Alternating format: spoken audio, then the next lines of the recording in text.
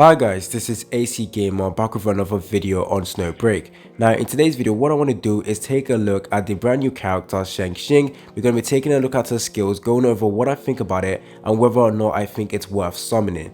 Now one thing I would like to say after taking a look at her skills is that her main role is to do AoE damage, and I'm not going to lie, her kit reminds me of Nahida from Genshin Impact, where she's able to mark enemies and then deals a lot of damage, and if you hit the enemy is transferred to the rest of the character. Technically the same with this unit. If you hit the slip that she adds, it causes a bunch of electrical damage to be done to other characters with the same slip or same mark on them. So honestly, I do think she is going to be great for AoE damage.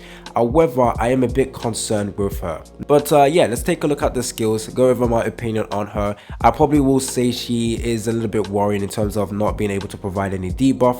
A character that just focuses more on damage are more likely to be power creeped in the future. So as a free-to-play player, if you guys are free to play, is this a character that is worth summoning for? It is up to you to decide, but I will go ahead and talk about why I think she might be a skippable character. Also, let's not forget that the 4-star Chenxing also provides us with great supportive damage alongside the ability to heal as well. So there's one thing we need to check out is whether this 5-star version provides much more utility or much more damage that would make us switch out the 4-star version for the 5-star version. So what is also important is to figure out the percentage value, or to work out whether the percentage value for each individual skill is good enough, because as a main damage dealer or a damage dealer, the percentage is very important, because if that damage is also going to be very good for single target characters as well, or if you're going against bosses, then this is going to make her very strong. Before I carry on with the video guys, don't forget to like and subscribe. Stay tuned for more content on Snowbreak. When the game releases, when the update releases and all the new characters are added, I will be making a much better in-depth look at each individual character. We will have all the information, the mnemonics, the manifestation. So I will make dedicated videos for each individual new character, the events, the guides and everything. So make sure you are subscribed to the channel so that you guys don't miss out on those videos. Very important. Now also, let's go ahead and get 60 likes in today's video. Help show your support and help other people find this video. So Chenxing Everville Cloud, that is her full name. She looks pretty cool. She is an assault rifle character, and honestly I think assault rifle is probably one of the best weapons in the game, because you can use in mid-range, close range, and it just makes it a lot versatile in terms of the weapon. So I do feel like in the future the best characters we will be getting will probably be assault rifle, just because the weapon in itself is just absolutely amazing in general, and it's usually focused on like damage dealing.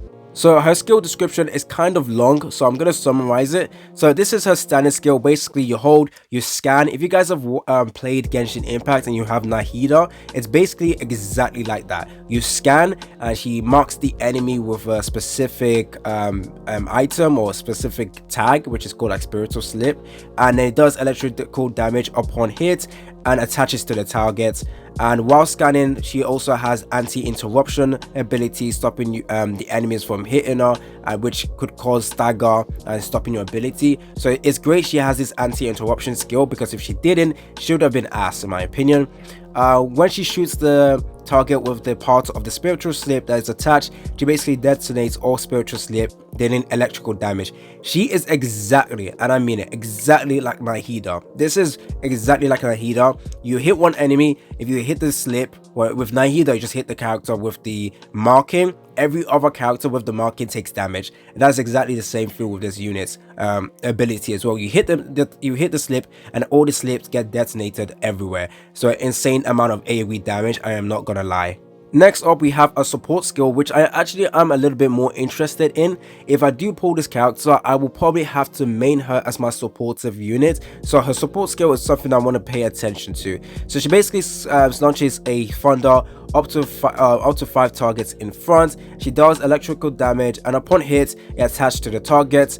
While attached, Scarlet Thunder emits pure lightning, which deals electrical damage each second. This is like a DOT character as well, where when an operative shoots the weak spot of the target that has Scarlet Thunder attached, a Scarlet's current possessed passes through all target once, and deals electrical damage. Now, what is important with this character is the percentage. I feel like once we get the percentage amounts and we actually test her damage, this could potentially be a very strong character, or could be a potentially weak character. What it boils down to is the percentage the devs are planning to give this unit. So if it's a percentage that can also deal insane amount of damage to one enemy, not just like AoE clearing, if you just want to focus on one boss, then this could potentially be an absolutely amazing skill.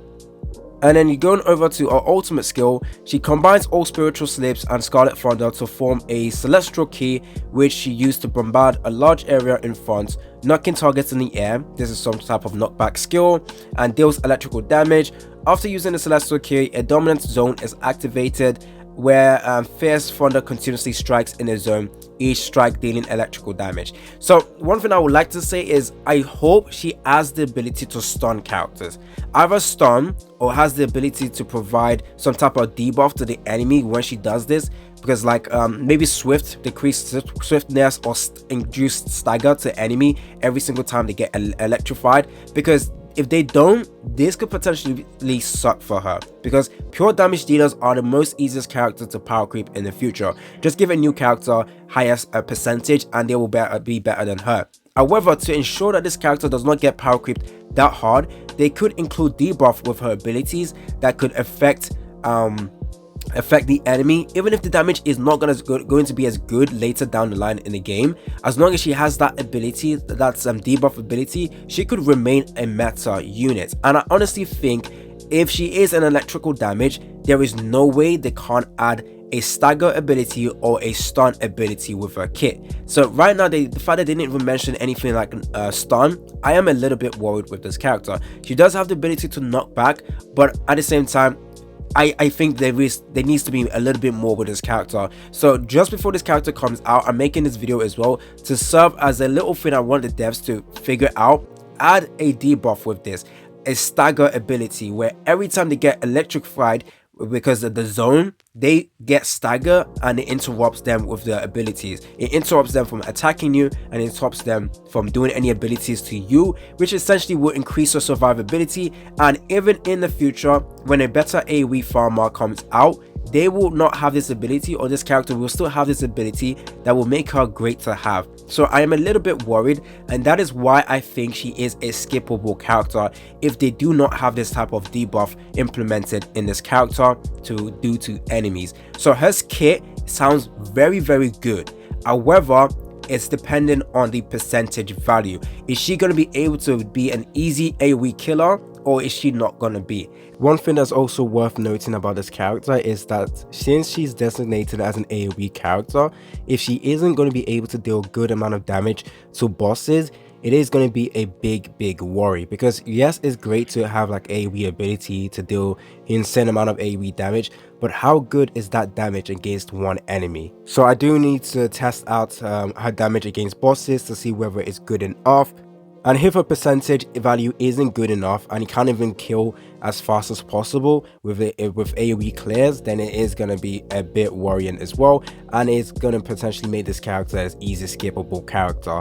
So essentially it is down to her percentage value as well as how much damage she can do against one enemy in particular. That is all the stuff that we need to test with this unit. And also if she does have like some stagger ability to stop the enemies from dishing out damage, or whenever she stuns, whenever she does electrical damage, does the enemy stop moving, or does the enemy stop firing, or does the enemy get interrupted? Those are key important stuff about this character we need to test out when she comes out.